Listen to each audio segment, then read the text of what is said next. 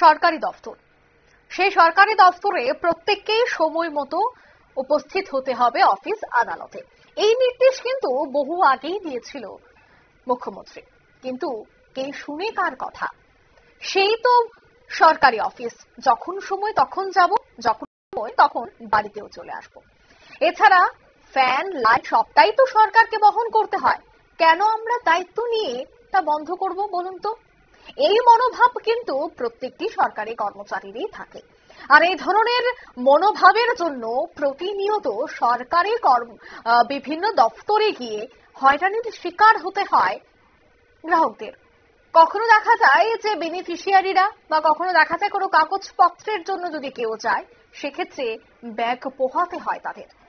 যে ছবি আমরা এই মুহূর্তে তুলে ধরছি তা হচ্ছে কাঞ্চনপুর তহসিল অফিস।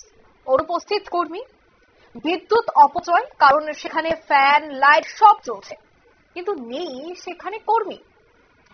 আর তাতেই কিন্তু এবার সেখানে সুবিধা নিতে আসা সেখানকার মানুষজন বা যে কোনো কাজে যারা আসছেন এলাকার মানুষজন, তারা কিন্তু রীতিমতো একরাশ ক্ষোভ উগরে দিচ্ছেন। চূড়ান্ত ভোগান্তির শিকার হতে হচ্ছে নাগরিকদের। বেহাল হয়ে পড়েছে কর্মসংস্কৃতি। তবে এই যে অভিযোগ উঠে এসেছে, সেই অভিযোগে আজ সরেজমিনে কাঞ্চনপুর তহসিল অফিস পরিদর্শনে গিয়ে দেখা গেছে যে অফিসের স্ক্যানিং সেক্টরে টেবিলের উপর পড়ে রয়েছে গুটকার প্যাকেট। এমনকি ফাঁকা অফিসে চলছে ফ্যান। স্ক্রিনিং সেকশনে কোনো কর্মী না থাকায় কার্যক্রম সম্পূর্ণ না হয়ে ফিরে যাচ্ছেন সাধারণ নাগরিকরা।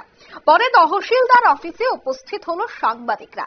স্ক্যানিং সেকশনে কর্মীদের অনুপস্থিতির বিষয়টি জানতে চাইলে তিনি জানান, সংশ্লিষ্ট স্টাফ ধর্মনগরে গেছেন। অফিসে অন্য কোনো স্টাফ নেই বলেও তিনি স্বীকার করেন। এই ঘটনার ফলে সাধারণ মানুষের মধ্যে ক্ষোভ আরো বেশি হয়। তারা প্রশ্ন তুলছেন, কাদের অনিয়মের কারণে সাধারণ মানুষ স্ক্যানিং করাতে এসে ব্যর্থ হয়ে ফিরছেন? কেন অফিসে বিদ্যুৎ অপচয় হচ্ছে? আর সরকারি অফিসের টেবিলে গুটকার প্যাকেট থাকা কি গ্রহণযোগ্য আচরণ? জনগণের দাবি, এই ধরনের অনিয়ম দ্রুত তদন্ত করে দায়ীদের বিরুদ্ধে যথাযোগ্য ব্যবস্থা গ্রহণ করা হোক এবং অফিসের কাজকর্ম নিয়মভাবে সচল রাখা হোক। কি বলছেন সংশ্লিষ্টরা, শোনাবো। পরিচয়টা তহসিলদার নামটা কি? Thank you.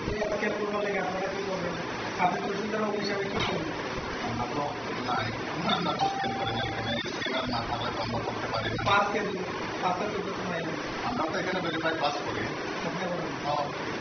এখানে তো প্রায় 3-4 মাস এমনও আছে, 3-4 মাস 5 মাস হচ্ছে আপনার এখানে স্ক্যান হইতেছে না।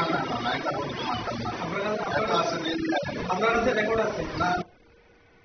আপনারা শুনলেন, তারা কিন্তু রীতিমতো এই বিষয়টা নিয়ে জানাচ্ছেন যে সেখানে কর্মী স্বল্পতা রয়েছে বা কর্মীরা নেই সেখানে, কারণ তারা ধর্মনগরে গেছে। আর এই ধরনের ঘটনা যেন নচিকেতার সেই গানটিকে মনে করিয়ে দেয়।